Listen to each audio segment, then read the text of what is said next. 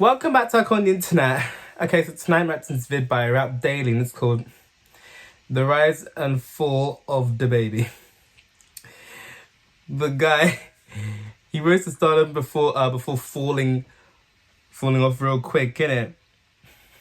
He still put out music though, but no one's really checking for it. Since that whole, was it Rolling Loud shit happened? Damn. He only has himself to blame for how people not checking for his music now. If they are, I don't know about it because I don't even care. I didn't know he even came out music even still. Once I looked into him one day, I saw that I was like, niggas still playing music? But whatever. Okay, so that first video, let's get into his reaction. With that being said, I like that song he did with Megan Thee Stallion though. Not Crybaby, the other one. The one that had the Ashanti sample. Nasty, that's the one, Nasty.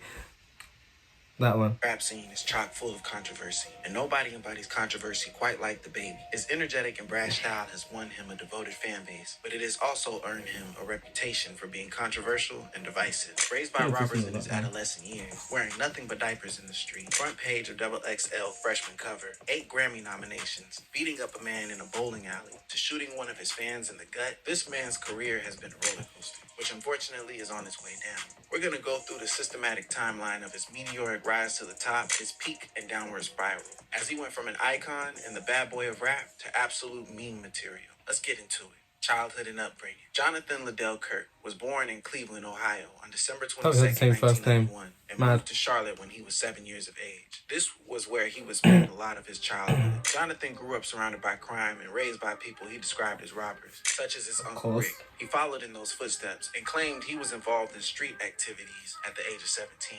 You were raised by robbers? Some of them was robbers. Yeah. By the age of 21, he was already rich. With his expensive jewelry, expensive foreign cars, and an expensive condo in downtown North Carolina, Jonathan Kirk has never shied away from his gang-related past and street antics while being interviewed. In 2013, at the age of 24, shortly after getting pulled up... Well, you know, they say never be ashamed of your past, but... So, yeah, give him credit's due. At least he's only up to his past, but... Yeah, that's... all I'm gonna say about that. Possession of marijuana and a concealed weapon, he decided it was time to take his talents to the studio. He reportedly sold his cars and condo and invested it into his music career. The steady grind begins. dababy dedication. Baby Jesus, the chosen one according to Baby him. Jesus. The stage name was not exactly the smartest of names, considering the religious attitude of the southern United States. Being no stranger to the grind, he and his crew did everything to promote his music and product by putting up his posters and stickers on any single object that had a surface. He was also aggressive in promoting his social media presence. At some point, everyone in Charlotte probably knew who he was. From 2014 to 2017, Baby Jesus dropped over 10 mixtapes. Baby Jesus. His debut mixtape consisting of 8 tracks, only on SoundCloud. He followed up with the God's Work mixtape. He really made his stage name Baby Jesus.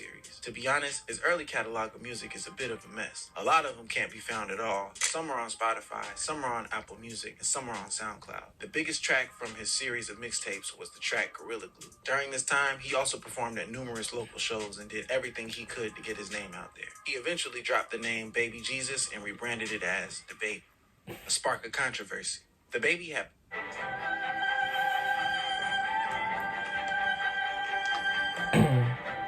put in the grind and the effort. But in the rap game, where countless artists are churned out and looking for their big break, it can be difficult to stand out. However, dababy is a bit of a marketing genius and leveraged the idea of being remarkable to go viral. He was familiar with the purple cow saying. It's a famous saying which goes something like this. You drive down the street, you see a cow. You keep driving. But you drive down the street and you see a purple cow. You stop. The purple cow is remarkable and it's worth making a remark about. You stop taking pictures of the purple cow and share it online. Now imagine it's not a purple cow, but a 25-year-old man in a diaper. This is what dababy needed to put him slightly over the top. He just needed to get his name and his product out there. He needed to go viral. And he achieved it. Nigga in a diaper? By Southwest Festival in Austin, Texas, with nothing but a diaper and a towel on his head, while rocking a fresh pair of Jordans. But you Lord Jesus. Oh yeah, for sure. So you're kind of trying, trolling in general kind of term. No, I was marketing. The next controversy was what put him completely over the top, but it came at the expense of someone's life. No one has been charged in last night's deadly shooting that happened inside the Walmart in Huntersville. In November 2018, he was shopping in Walmart when he came into contact with two men. His version of events states that the men were trying to provoke him so they could pull a gun out. But witnesses and security tape show that the baby was the aggressor and the initiator of the event. The baby eventually shot one of the men, Jalen Craig, in the abdomen. He bled out and died minutes later in the eye. This was the final shit, I didn't know about that. perfect storm for the baby. Previously, he was just known as the strange man in the diaper. As funny as it sounded, it was just seen as a stunt or a gimmick. But when you hear that the strange man in the diaper shot and killed someone in Walmart, you're compelled to pay attention to the strange man and ask who he is and what he's about. He used this newfound fame from the Walmart incident to push his street credibility on social media, as well as having his first album about to drop. Diapers and shootings aside, his career received a massive boost when he was signed to Arnold Taylor, a big shot radio promoter and president of South Coast Music Group label. Taylor was responsible for the early rise of Southern rap stars Future and Yo Gotti. He managed to get a short distribution deal from Roc Nation where he dropped the mixtape Blank Blank. This proved to be his breakout in late 2018 and featured close friend Stunner for Vegas. This mixtape features the track Walker Texas Ranger and gave him his only Genius interview. Major bidding wars started for the baby, and he ended up with the massive 7-figure deal at Interscope Records. 2019, year of the baby. On March 1st, 2019, following the Interscope Records deal, the baby's first album, Baby on Baby, had 13 tracks and featured artists such as Offset, Stunner 4 Vegas, Rich Homie Quan, and Rich the Kid. On this album, he references historical rap elements and personalities such as Suge Knight in the lead single Suge. The lead single reached number 7 on the US Billboard Hot 100. The song was later nominated for Best Rap Performance and Best Rap Song at the 62nd Annual Grammy Awards. Baby on Baby debuted at number 25 They didn't do so bad there. before rising to number 7.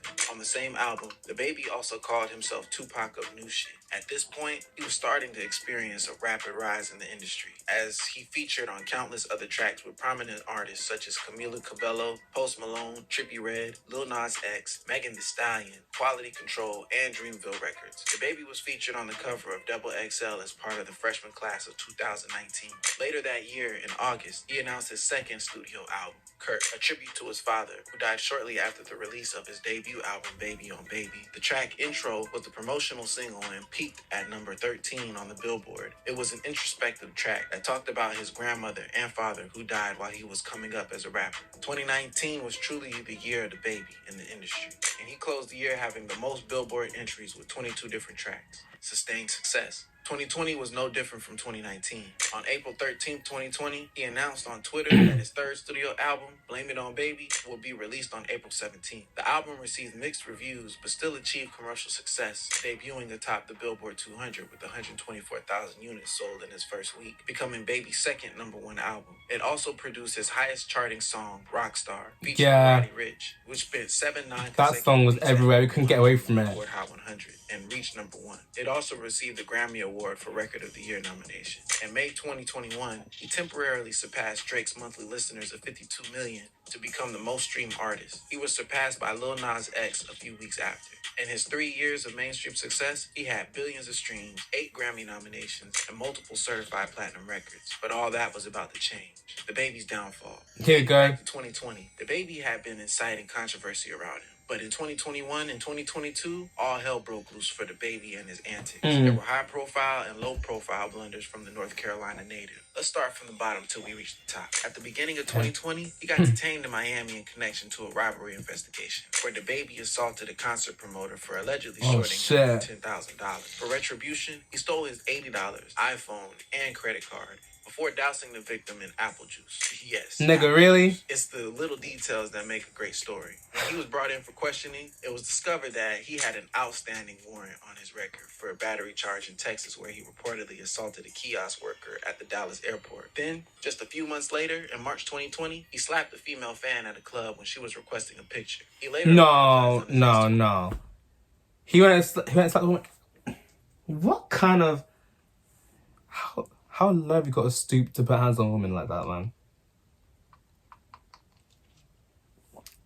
When a nigga puts hands on a woman, puts hands on a woman, that's when you just lose respect in that moment.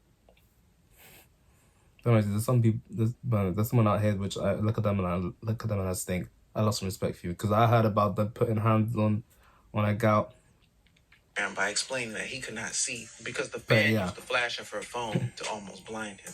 In February 2021, he dropped the song Beatbox/Freestyle, where he held up a picture of JoJo Siwa, a kid YouTuber, and called her nasty names. This was one of Yeah, the I heard first about this things that one. turned audiences against him because he was beefing with a literal child. He eventually apologized by telling her his daughter was a big fan of hers and that the wordplay went over people's heads.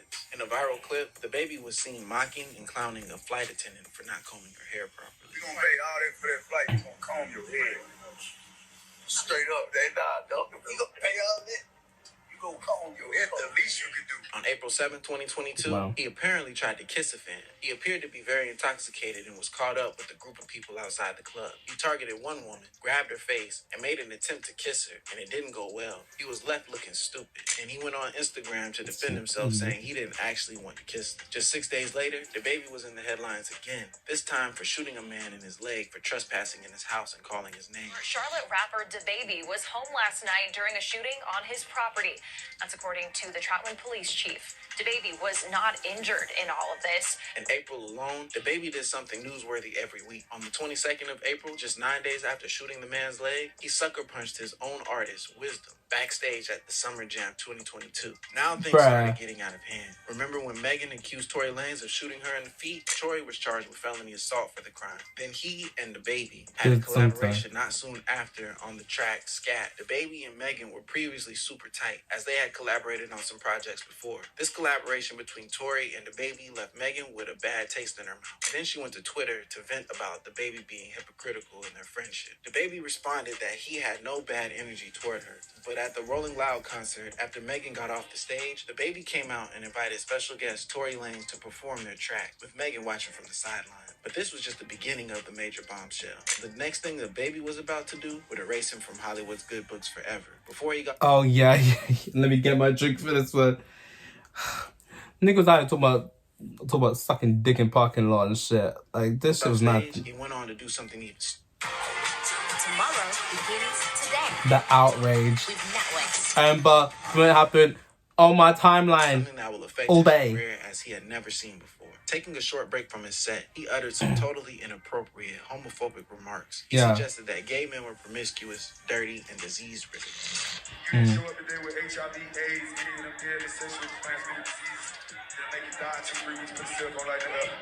Lady, if your smell like water, put his cell phone like that up. Smell water. Fellas, This nigga. in the parking lot, put your cell phone like that up. This nigga went shit for that. Yeah, keep it real.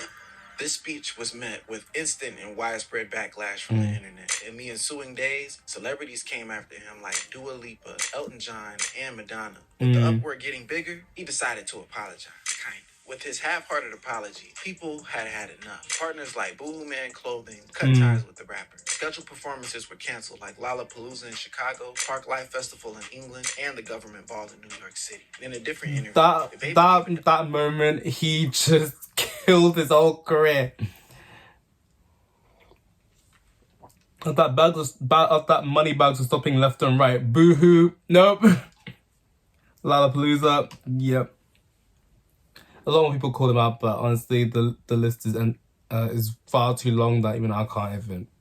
But that shit was mad. Like, what's the nigga high when he's saying all this shit? I don't know. Regardless, he said it now, he can't take it back now. I don't think any amount of apology could ever, salvage anything.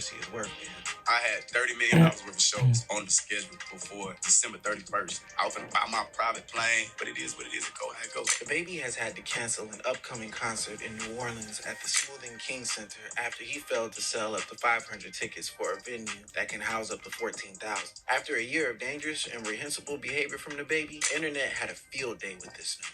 6 months later, he was invited back to Rolling Loud, but the audience unforgivably threw drinks at him. This made him become a total meme online, and he got clowned for almost anything he did, even to the point of a now suspended Twitter account being created to check if dababy had done anything headline-worthy every day. Approaching rock bottom. His recent album, released in September 2022, Baby on Baby 2, debuted at number 35 on the Billboard and sold 16K units in the first week, which was 87% less than Baby on Baby, which sold 124K and debuted at number 1 on the Billboard. but the baby still gave himself a pat on the back for the tepid sales. Not bad for the blackball baby, he said on his Instagram stories. The baby is a complex and controversial figure in the world of rap music, and currently, there is no telling what the future holds for the baby. This so-called genius marketer might have no idea how to reverse his bad current publicity. Being blackballed is a one-way stop to obscurity and unemployment. His antics and controversies, which made him a viral sensation and global artist, may have eventually led to his downfall. If you enjoyed this video, check out our... Well, you know, they say the higher you climb, the harder you fall. The guy's worst enemy was himself. The guy really thought that all press was good press, isn't it? And now look, like, that shit was mad. I can't even read this. Someone put in the comments a long ass paragraph, but yeah, fuck this. This guy's probably gonna put out music whether people check for it or not. So yeah, I'm strongly that is gonna stop at any given moment. But yeah, I think people gone off him anyway. If it was not for the Rolling Loud fiasco, then it's for the way he treats his baby mamas. But yeah, anyways, I'm jumping right to come see what people are saying right now. Someone commented, when ego and ignorance takes over, stay strong, folks. Oh man. Someone said, this one hurts. I tried to support and give him the benefit of the doubt, but some people just aren't able to be saved. Shaking my head. This nigga's far beyond saving. Let's be real here. His ego eclipsed his talent. He stopped being famous for music and he became famous for all his scandals. He really flopped the bag. He really killed his career with that. When keeping it real goes wrong. Yeah, he was really going down already, and that Rolling Loud shit just was the nail in the coffin. Someone said he was never an icon. He was just a poppin' rapper, and he wasn't the bad boy of rap. He wore diapers. He was the bad baby of rap. The baby, the moron. Wow. What's done is done. What's done is done. We can't like tell the clock and change this shit. But to be fair, I think if he knew then what he knew now, he definitely would do a lot of this shit differently. Especially that Rolling Loud shit. But yeah, very interesting. But yeah, I gotta go. Okay, so that's it for this video. Like, subscribe if you want. I post if I feel like it, and I'll see you next one. Bye.